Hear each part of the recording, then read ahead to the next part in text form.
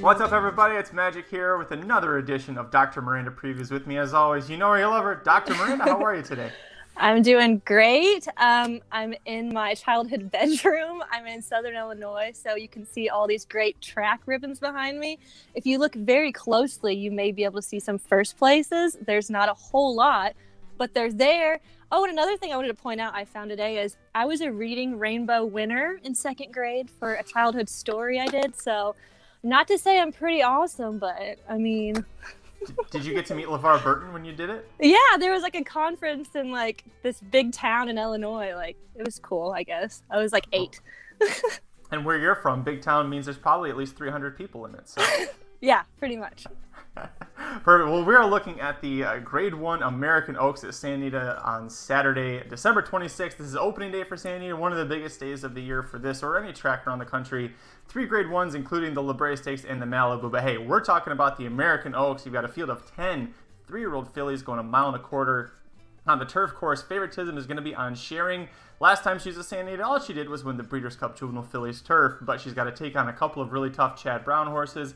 Arndale, of course, sends out Luck Money, so plenty of options here, plenty of ways to go.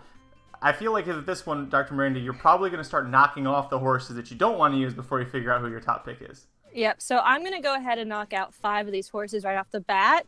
So with that said, the first one I'm going to knock out is a number 4, Going to Vegas. Now, this horse is improving. She's got 89 buyers the last 2 times.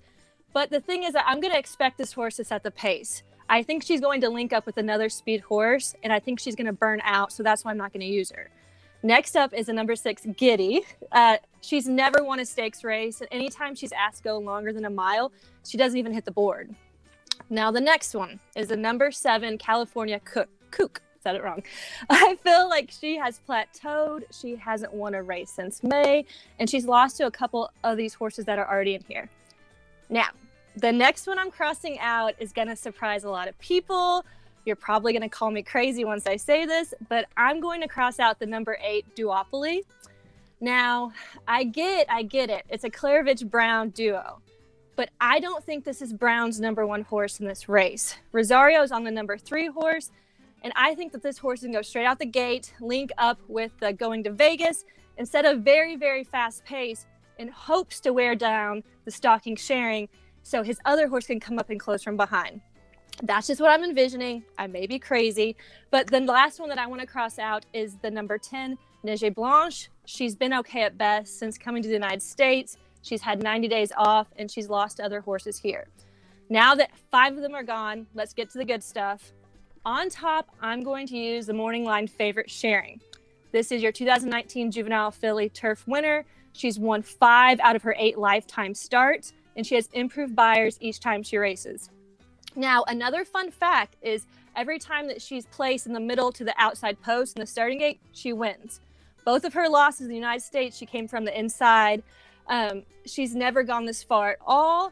And I know people are very, very concerned about the distance at 10 furlongs, but I want to point out a few things about it.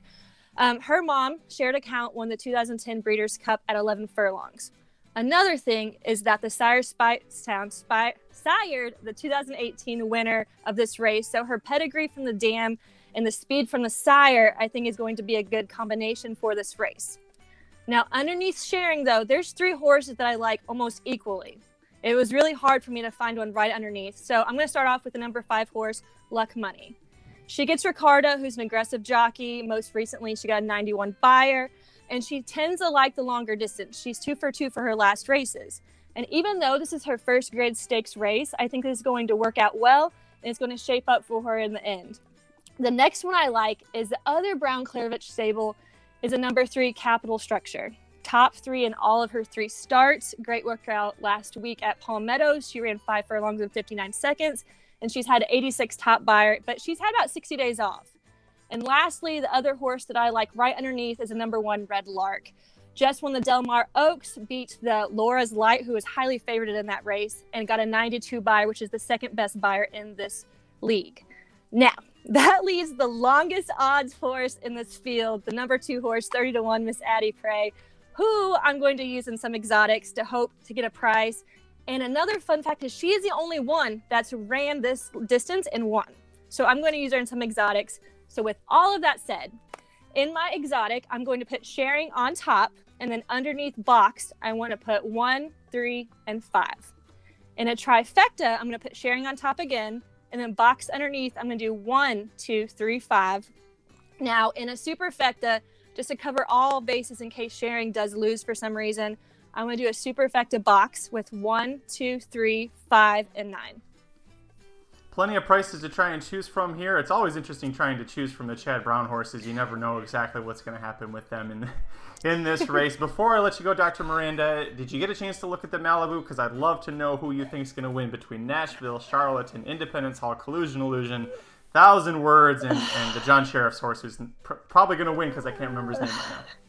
I don't know. I know that you like Collusion Illusion just because you just got him. But I honestly think that Nashville has a chance. Who knows what's going to happen, though. We'll find out. Thank you so much for taking time out of your busy schedule, Dr. Miranda. Enjoy your holiday season. Let the folks know where they can follow you on Twitter. At Miranda Bunky. Perfect. We'll see everybody back here in 2021, hopefully after a winning day. Make sure you check out the Inside Track to the Malibu Stakes Wagering Guide. Available now at racingdudes.com. Until next time, good luck this week.